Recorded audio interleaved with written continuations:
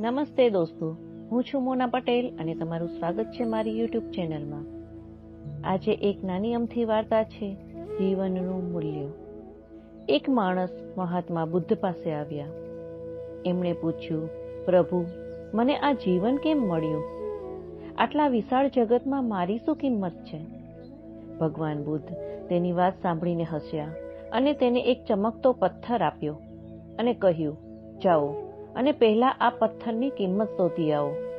પરંતુ ધ્યાનમાં રાખો કે તમારે પથ્થરને વેચવાનો નથી, બસ તેની ફક્ત કિંમત જાણવાની છે. તે માણસ એ પથ્થરને લઈને એક કેરી વેચવાવાળા પાસે પહોંચ્યા અને પથ્થર બતાવીને પૂછ્યું, આ પથ્થરની કિંમત શું છે? કેરીવાળા પથ્થરની ચમક જોઈને સમજી ગયા કે આ કોઈ ચોક્કસ કિંમતી પથ્થર છે, પરંતુ તે બનાવટી અવાજમાં બોલ્યા, જોવામાં તો કંઈ ખાસ નથી લાગતું, પરંતુ હું તમને બદલામાં 10 કેરી આપી શકું છું. તે માણસ આગળ વધવા લાગ્યા. સામે એક શાકભાજી વેચનાર હતા. તેણે તેને પથ્થરની કિંમત પૂછી.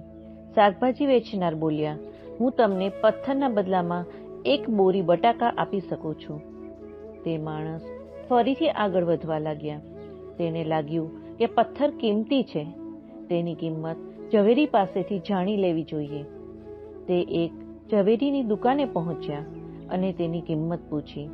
ઝવેરી તેને જોઈને તરત જ ઓળખી ગયા કે તે કિંમતી રૂબી પથ્થર છે, જે ભાગ્યશાળીને મળે છે.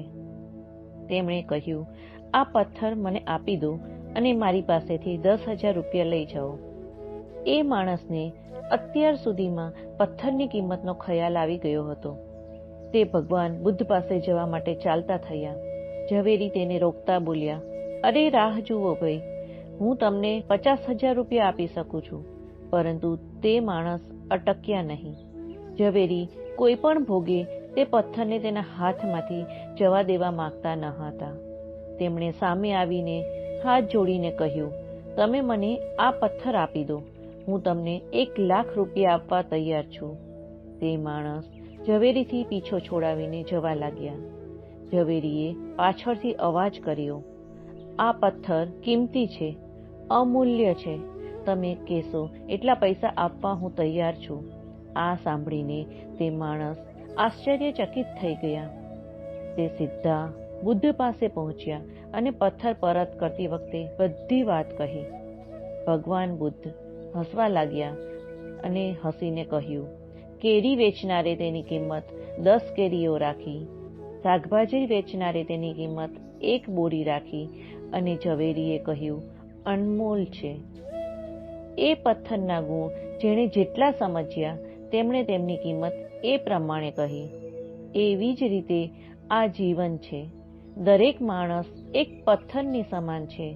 દુનિયા તેને જેટલું સમજી શકે છે તેટલું જ મહત્વ આપે છે, પરંતુ માણસ અને પથ્થરમાં ફરક એ છે કે પથ્થરને કોઈ બીજું ચકાસે છે અને માણસે ખુદ પોતાને ચકાસવું પડે છે.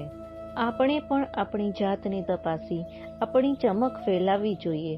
આપણને પણ ચોક્કસપણે એવા લોકો મળશે જે આપણા મૂલ્યની પ્રશંસા કરશે. બસ આ જ એ વાર્તાનો સાર છે. જય શ્રી કૃષ્ણ.